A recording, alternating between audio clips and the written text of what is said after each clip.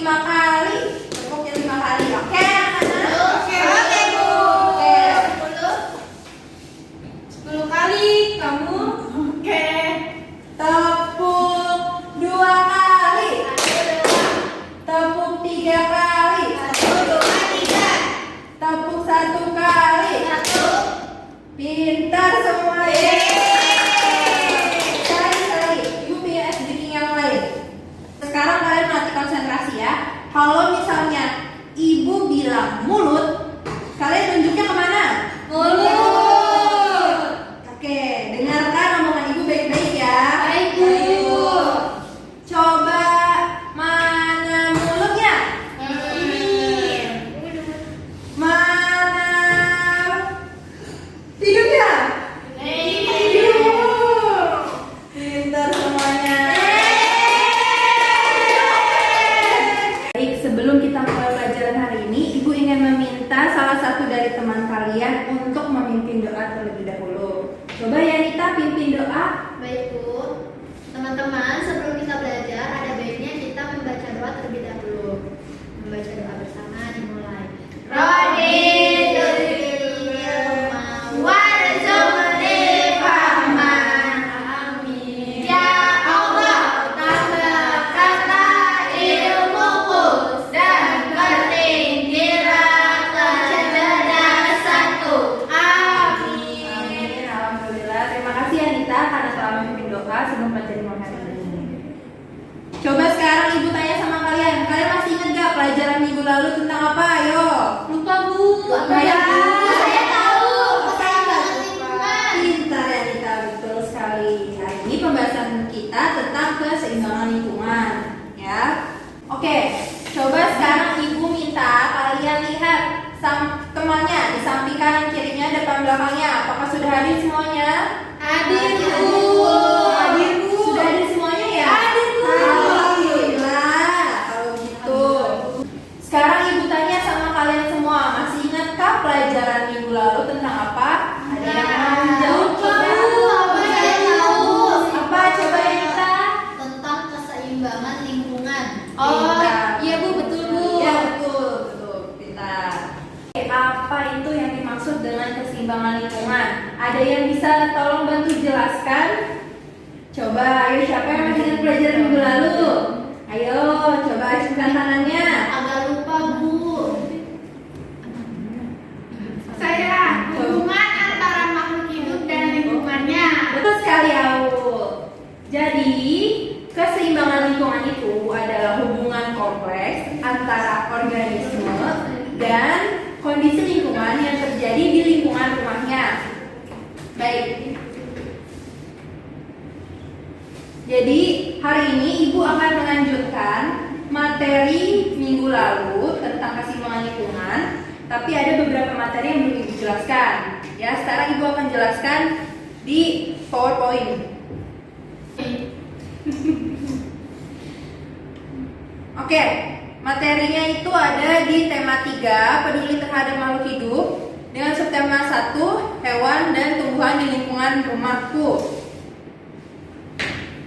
Nah, sekarang ini ada tahap pertumbuhan padi. Ada diagram tahap pertumbuhan padi. Coba ada yang ingin bantu baca, bantu Ibu untuk jelaskan Bu. apa saja tahapnya. Coba selain Anita, tadi Anita kan sudah.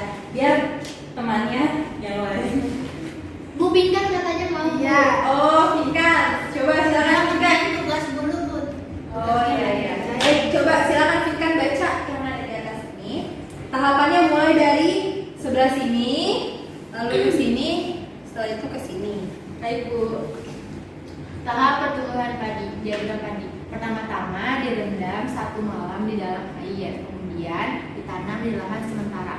Kedua, biji tidak akan tumbuh, bakal, akar dan tunas menonjol keluar. Lalu batangnya memanjang. Yang ketiga, tanaman padi berbunga hingga gabah matang, berkembang penuh, keras dan berwarna kuning. Ya, jadi ini adalah tahapan-tahapan dari pertumbuhan padi ya anak-anak. Baik Bu. Selanjutnya ada manfaat padi bagi kehidupan manusia. Manfaat padi itu sebenarnya ada banyak ya anak-anak. Cuman salah satunya itu adalah Padi itu mengandung energi yang tinggi, ya. Terus padi dapat mengobati dan mencegah gangguan pencernaan. Padi untuk mengobati bisul, bengkak dan jerawat. Ekstrak padi untuk obat dan kosmetik. Manfaat padi juga bagus untuk kulit. Padi juga bermanfaat bagi kelangsungan hidup manusia. Padi itu kalau misalkan sudah jadi padi, kita akan menggunakan padi itu untuk apa? Ada yang tahu padi itu menghasilkan apa? Beras. Beras. Pintar sekali. Beras itu nantinya akan kita apakan ya anak-anak? Masak Kita Bu. nasi. Ya, bagus. Padi itu nantinya akan kita makan, diolah dan menjadi nasi untuk kita makan setiap hari ya, sehari-harinya ya anak-anak. Selanjutnya ada upaya keseimbangan lingkungan. Nah, sekarang Ibu akan jelaskan upaya keseimbangan lingkungan di lingkungan rumah ya. Di lingkungan rumah itu, yang pertama itu untuk mengurangi penggunaan bahan kimia pencemar lingkungan. Terus yang kedua mengurangi produksi sampah rumah tangga. Keempat, menghemat penggunaan air. Kelima, menghemat penggunaan listrik. Keenam, menghindari pemborosan bahan bakar. 7, menghindari penggunaan alat-alat yang terdapat kandungan CFC di dalamnya. Terus yang ada juga di lingkungan masyarakat ya. Yang pertama itu ada melakukan reboisasi, menjaga kelestarian hutan, melindungi satwa langka, bijak dalam bercocok tanam, mengkonsumsi hasil pertanian dan peternakan dalam negeri, melakukan analisis mengenai dampak lindungan atau AMDAL. Terus ada pelestarian sumber daya alam. Pelestarian sumber daya alam ini apa sih? Ada yang bisa tolong jelaskan? Tolong baca. Saya. Ya, Amal, silakan. Pelestarian lingkungan adalah proses pengelolaan sumber daya alam atau SDK dengan mempertimbangkan kondisi alam agar sesuai dan terjaga bagi generasi mendatang. Iya, jadi sumber daya alam itu harus kita lestarikan ya anak-anak, karena nantinya untuk kelangsungan hidup kita juga ya sebagai sumber daya alam juga ya. Terus ini ada contoh melestarikan lingkungannya nih. Apa saja nih, ada yang ingin bantu Ibu tolong membaca? Saya Bu. Ayo silakan ada. Yang pertama itu tidak membuang sampah sembarangan. Kedua, pengelompokan sampah. Ketiga, melakukan reboisasi. Keempat, hemat energi. Kelima, energi. Keenam, alat transportasi publik. Ketujuh, mengurangi penggunaan kertas. Kedelapan, mengurangi bahan kimia. Kesembilan, menjaga daya hidup hewan. Dan 10, tidak membakar sampah. Baik, terima kasih Nada telah membantu Ibu untuk membaca buku ini. Terus selanjutnya ada permasalahan keseimbangan lingkungan. Permasalahan keseimbangan lingkungan ada faktor alam sama ada faktor eksploitasi ya. Eksploitasi itu karena ulah manusia. Kalau faktor alam itu ada banjir, tsunami, dan kebakaran hutan. Kalau banjir itu luapan air ya. Banjir itu karena apa anak-anak? Luapan air. Iya, terjadi banjir karena air. Betul, kan pintar sekali ya. Banjir itu karena ulah manusia juga ya. Tapi ada juga ulah karena alam juga yang terjadi luapan air juga. Tsunami itu adalah air laut yang sangat tinggi ya. Air laut tsunami itu biasanya karena luapan air yang sangat tinggi di daerah laut ya anak-anak. Terus ada kebakaran hutan. Kebakaran hutan itu karena keringnya hutan. Jadi yang disebabkan oleh musim kemarau, terjadilah kebakaran hutan. Terus ada faktor eksploitasi atau faktor manusia. Penebangan hutan secara membabi buta dan liar itu jadi kayak manusia lalu banyak memotong pohon sembarangan tanpa melakukan penanaman kembali, jadi mereka merusak hutan secara tidak langsung seperti itu. Terus yang kedua itu pembakaran hutan untuk membuka lahan baru. Jadi hutan itu dibakar habis semuanya secara paksa dan untuk membangun lahan baru. Jadinya kan kalau hutannya habis, sudah diisi dengan lahan-lahan, jadi tidak ada penghijauan lagi kan?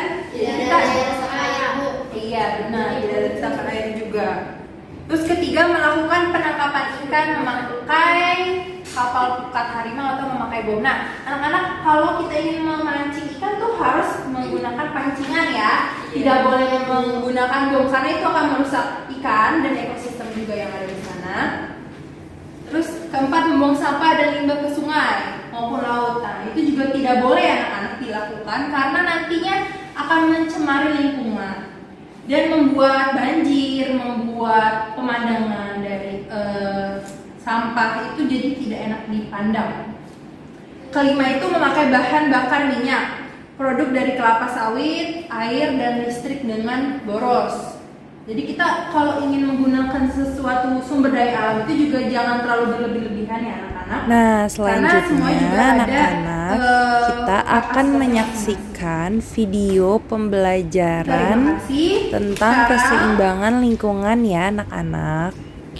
Assalamualaikum Oke. anak-anak. Hari ini kita akan membahas materi tentang keseimbangan lingkungan. Keseimbangan lingkungan adalah kondisi di mana interaksi antara komponen-komponen penyusun ekosistem berlangsung secara harmonis dan seimbang.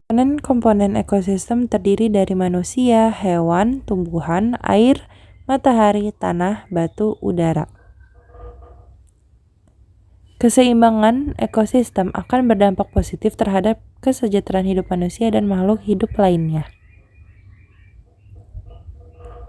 Jika kamu memperhatikan lingkungan sekitar, kamu mungkin dapat merasakan bahwa lingkungan hidup kita telah berubah secara drastis. Beberapa faktor yang mendukung keseimbangan ekosistem mulai terganggu. Beberapa hal yang menjadi penyebab terganggunya keseimbangan ekosistem secara umum ada dua, yaitu faktor alam dan faktor manusia.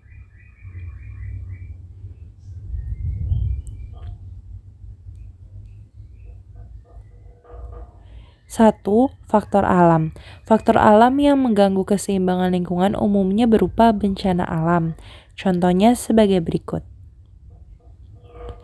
Gempa bumi, banjir, gunung meletus, tsunami, angin topan, dan tornado. Yang kedua, faktor manusia.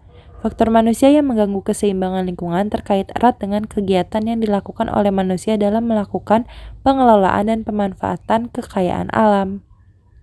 Faktor manusia bisa memicu bencana alam seperti banjir, longsor, perubahan iklim, dan efek rumah kaca. Pengaruh kegiatan manusia terhadap terganggunya keseimbangan lingkungan sangat besar. Beberapa contoh dari kegiatan tersebut adalah sebagai berikut. 1. Penebangan dan pembakaran hutan.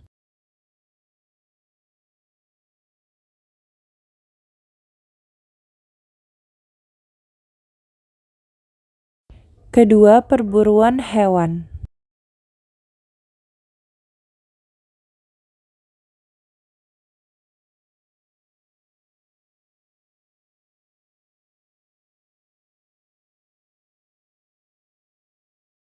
Ketiga, kegiatan pertanian.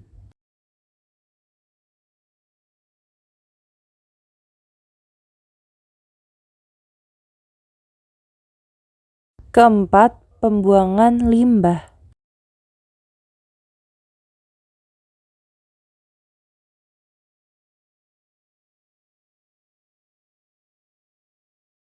Kelima, pencemaran lingkungan.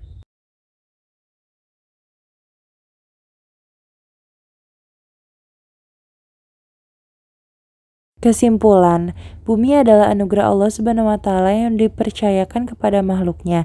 Di tangan manusia bumi bisa hancur, di tangan manusia pun bumi bisa seimbang.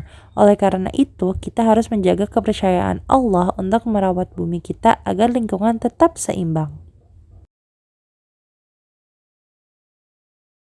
Terima kasih anak-anak telah menonton video pembelajaran tentang keseimbangan lingkungan.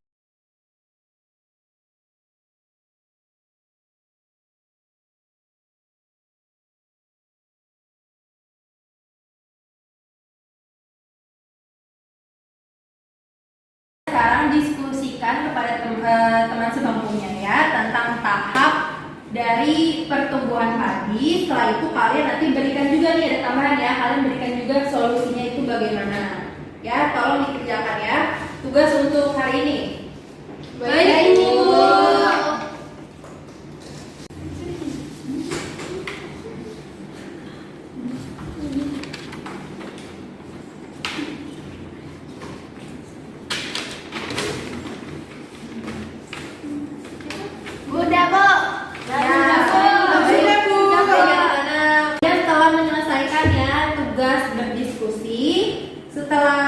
kalian menyelesaikan tugas berdiskusi, Ibu ingin minta kalian nanti kerjakan ini soal esai di rumah kalian, ya.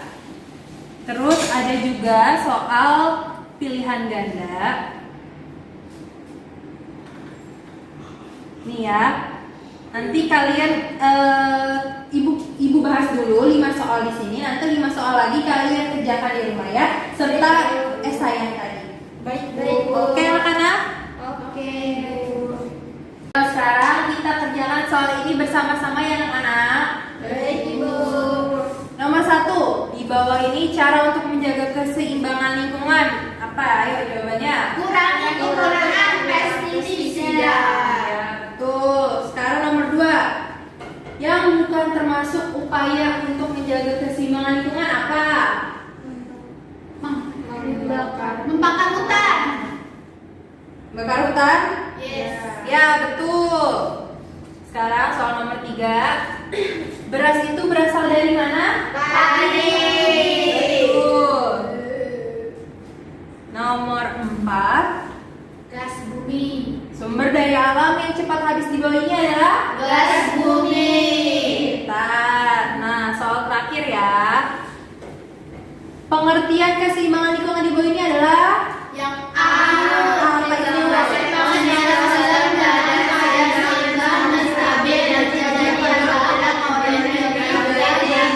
Iya, kita.